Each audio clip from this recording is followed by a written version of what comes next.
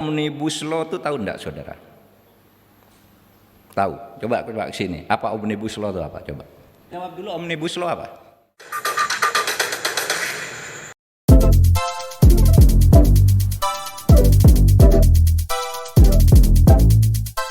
Dari mahasiswa Institut Teknologi Padang. STIA Dabia Padang. Perkenalkan Pak, nama saya Iksan Gucana Zulfikar, bisa dipanggil Iksan, mahasiswa Universitas Andalas. Saya juga merasa aneh sebelumnya Pak. Kenapa merasa aneh? Diskusi ini adalah dialog kebangsaan. Artinya diskusi ini harusnya diisi full atau penuh dengan mahasiswa ataupun kaum-kaum pemuda. Tapi hari ini saya melihat masih banyaknya bapak-bapak yang juga hadir, dan alangkah baiknya diskusi dan dialog ini dilakukan oleh seluruh mahasiswa dan kita bisa duduk bersama dan berdiskusi bersama terkait permasalahan bangsa dan negara ini.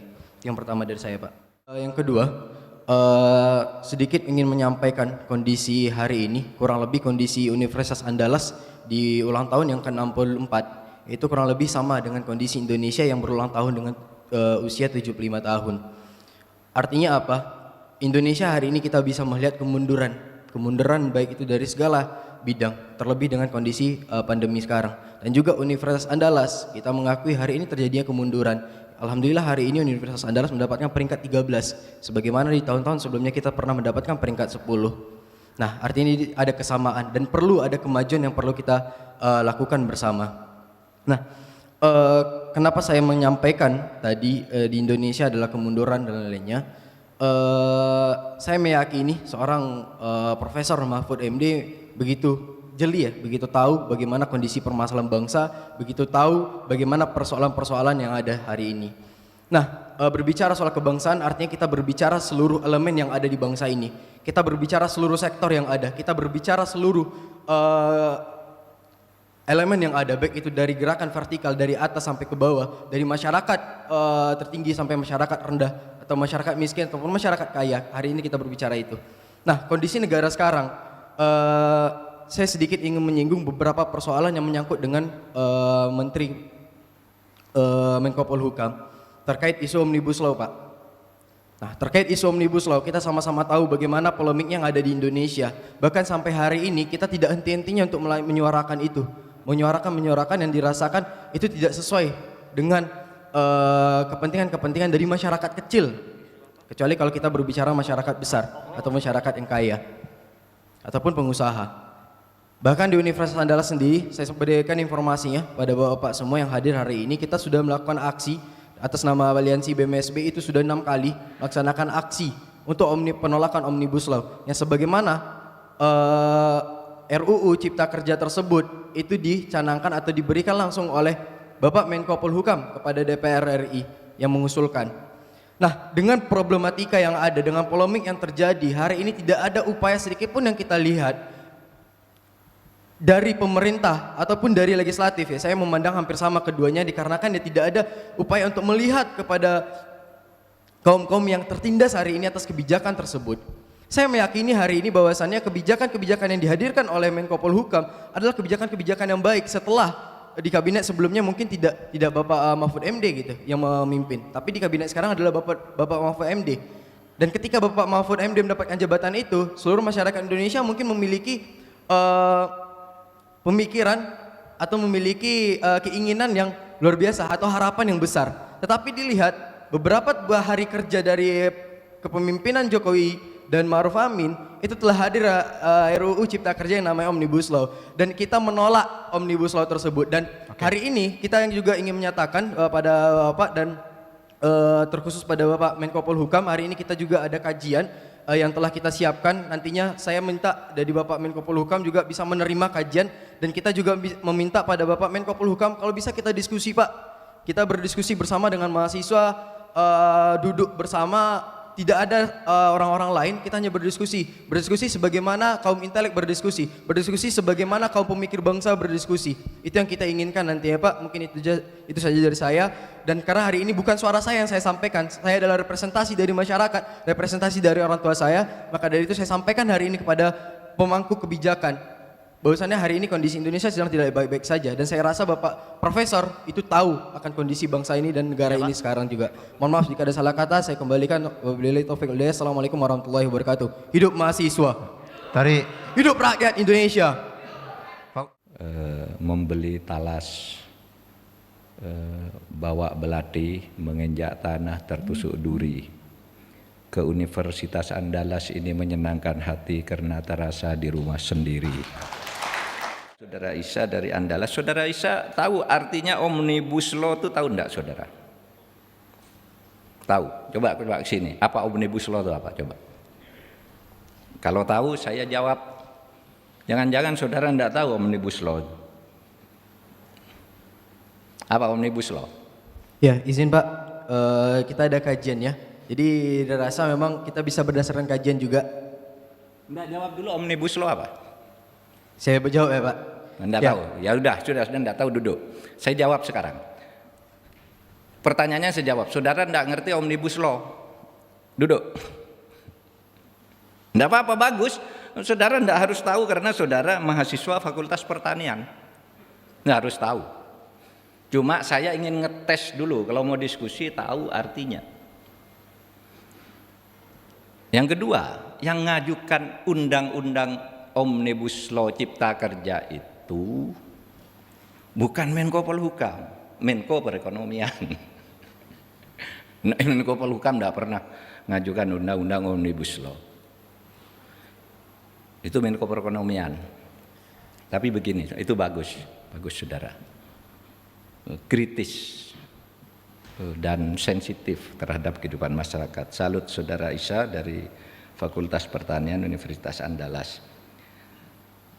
Jadi begini saudara, saya mulai dari cerita ya. Pada suatu hari Pak Jokowi itu pergi ke Tanjung Priok. Beliau marah. Kenapa? Karena proses investasi terhambat. Kenapa? Karena di situ terlalu banyak hukum yang menghambat. Dwelling time waktu itu. Waktu bongkar muat barang dari luar negeri itu perlu waktu 7 hari. Sudah datang, kenapa 7 hari kata Presiden? Pak, ini diperiksa bea cukai berdasar undang-undang bea cukai 1 hari.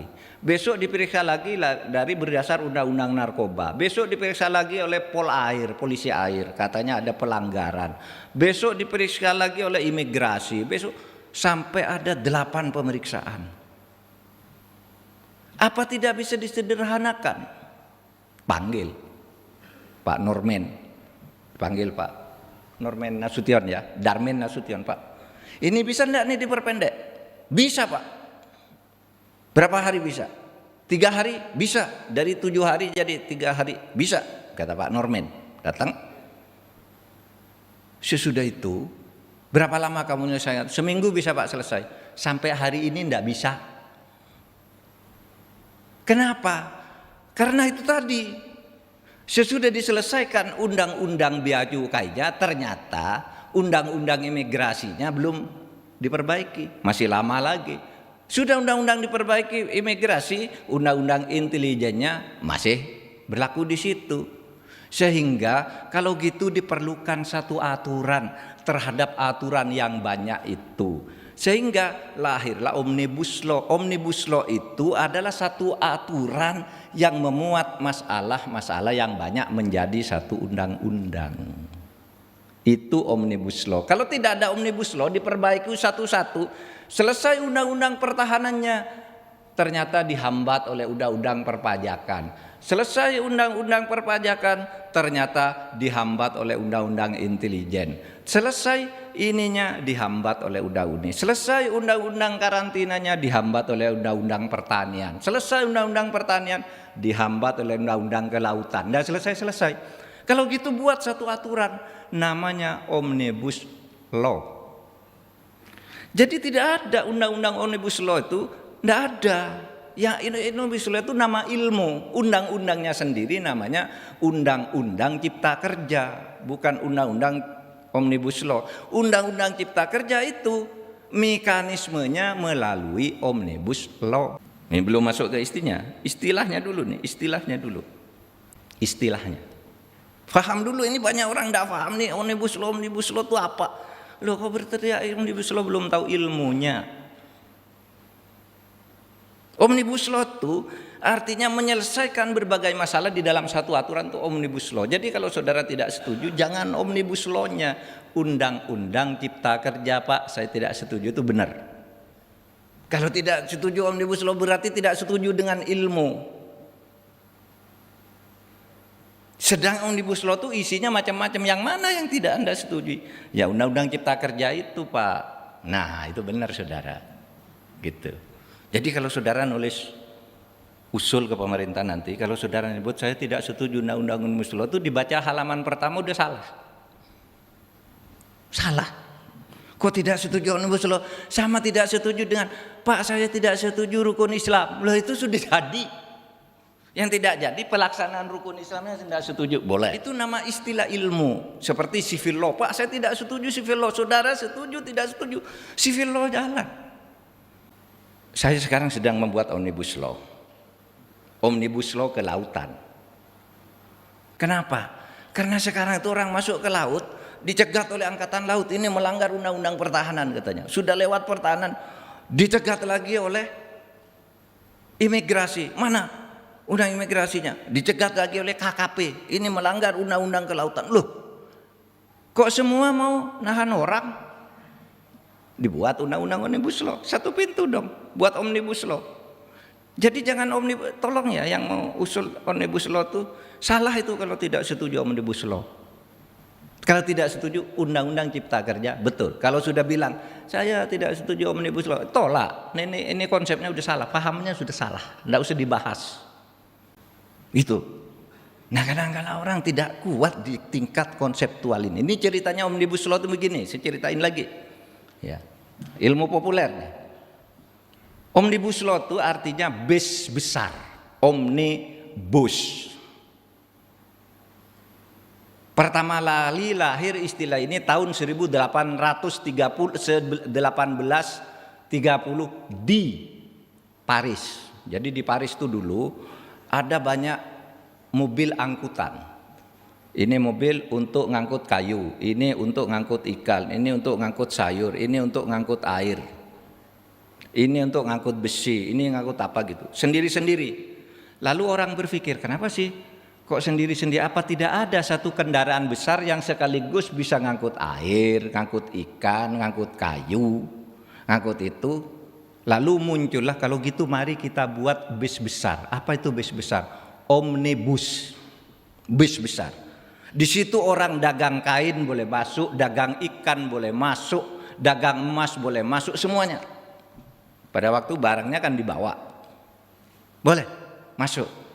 Nah, sejak itu kemudian omnibus itu artinya bis besar, satu bis yang memuat berbagai jenis bahan yang akan dijual ke pasar. Sesudah itu istilah omnibus itu masuk ke dalam hukum di Amerika Latin. Dari Perancis masuk ke Amerika Latin. Orang Amerika Latin itu membuat satu undang-undang yang mencakup berbagai hal. Nah, ini namanya omnibus. Nah, sekarang omnibus yang sekarang itu, saudara, saya mau membuat omnibus ke lautan. Ya, namanya Undang-Undang Tata Kelola Laut. Tapi bukan undang-undang omnibus, itu namanya istilah ilmunya omnibus. Undang-undang kelautannya KKP masuk sini, yang bagian perizinan, undang-undang perikanan masuk, imigrasi masuk, ini masuk, sehingga jadi satu pintu. Siapa yang harus menjaga komando kegiatan di laut? Ditetapkan di situ Bakamla, Badan Keamanan Laut. Sudah, yang lain ikut Bakamla lah. Itu namanya omnibus di bidang kelautan. Jadi saya tidak ngerti orang kirim surat, Pak saya mau konsultasi tentang omnibus law. Berarti Anda tidak tahu arti omnibus law itu. Kok langsung bilang omnibus law? Saya mau konsultasi tentang undang-undang Cipta Kerja. Cipta Kerja itu mekanismenya omnibus law karena menyangkut banyak aturan. Saudara tidak tahu, sudah ada undang-undang omnibus law, sudah saudara tidak tahu. Apa itu? Perpajakan. Penurunan pajak, penurunan ini, sektor ini diturunkannya, sudah jadi. Kenapa tidak diprotes? Itu omnibus law juga. Karena yang jadi masalah bukan omnibus law-nya, materinya. Nah saudara, saya bukan pengusul Omnibus Law tentang cipta kerja, tapi saya tahu ilmunya Omnibus Law. Karena apa? Ya karena saya dosen aja, kalau bukan dosen kan enggak tahu juga kira-kira. Kan gitu. Makanya setiap rancangan undang itu perlu naskah akademik. Naskah akademik itu kerjaannya dosen dan mahasiswa. Bagus saudara, saya senang saudara Isa. Anda ngajak diskusi, ya diskusi. Bahwa ini Pak kok yang diskusi seharusnya mahasiswa bukan dosen. Lah mahasiswa juga tidak dilarang diskusi kan. Adakan sendiri kan boleh. Ini yang adakan rektor yang diundang orang tertentu. Kan diskusi itu tidak harus mahasiswa aja. Dosen boleh, pengurus masjid mengadakan diskusi boleh, siapa aja boleh. Tidak harus mahasiswa juga. Nah, tergantung forumnya. Saudara mau diskusi urusan pengembangbiakan ikan, pertanian kan, pengembangbiakan ikan laut di perairan tawar misalnya. Saudara diskusi mahasiswa boleh sendiri. Kalau ini dialog kebangsaan, siapa aja boleh. Tergantung yang menyelenggarakan rektor yang diundang. Ada rektor lain, ada dosen, ada mahasiswa gabung. Namanya juga diskusi gitu. Nah, kalau saudara katakan gini lagi, penting nih saudara anak muda. Saya berpikir suatu saat saudara Isa ini nanti jadi orang penting nih karena sangat kritis. Ya, mahasiswa harus kritis kayak gitu. Enggak tahu enggak apa-apa, nanti kan tahu kalau salah. Itu yang penting. Gini, kalau saudara katakan, "Pak, Indonesia ini sekarang mundur." Apanya yang mundur, saudara? Saudara bersekolah ini karena Indonesia tidak mundur. Saudara punya profesor ini karena Indonesia maju. Kalau dulu belum ada Indonesia, enggak punya kita profesor. Enggak boleh orang jadi profesor. Orang mau jadi mahasiswa. Ayah saya aja dulu sampai SR, saudara. Mau masuk SMP enggak boleh oleh Belanda. Sekarang udah maju. Saudara bisa milih jadi apa saja besok. Saudara mau tanya, berapa? Dulu orang jadi polisi itu, saudara yang jadi polisi itu dulu orang yang tidak Islam itu. Dulu saya takut pada polisi itu. Polisi itu enggak sembahyang, enggak ini. Karena didikan Belanda. Zaman dulu itu sisanya. Sembahyangnya enggak jelas. Nah, sekarang polisi itu santri-santri semua. Karena Indonesia maju, orang Islam yang pintar ngaji hafal Al-Quran sana, jadi polisi boleh, jadi tentara boleh, jadi menteri boleh. Saudara, barangkali tadi saya ketemu Kapolda enggak datang ya Kapolda. Kapolda itu puasanya Senin Kemis karena dia Islam. Mana dulu ada polisi puasa Senin Kemis, saudara? Bawa pentungan ngejar saudara dulu. Ini karena Indonesia maju, orang puasa Senin Kemis boleh jadi polisi. Saudara mungkin saya sering katakan gini. Saudara tahu Bu Sri Mulyani itu? Sri Mulyani itu. Orang nanti ini agamanya apa sih, orang mana? Kejawen kali gitu. Tapi sesudah saya tahu bergaul dengan dia juga puasa Senin Kemis, sholatnya rajin. Kalau rapat Bu sudah ditunggu rapat, ntar Pak saya masih sholat. Saya belum sholat duhur nih. Dulu, zaman dulu, fobi, orang malu kalau disebut Islam. Sekarang bangga tuh disebut Islam. Kapolda tadi, Pak, ayo Pak sarapan dengan saya Pak Menko Polhukam. Saya puasa.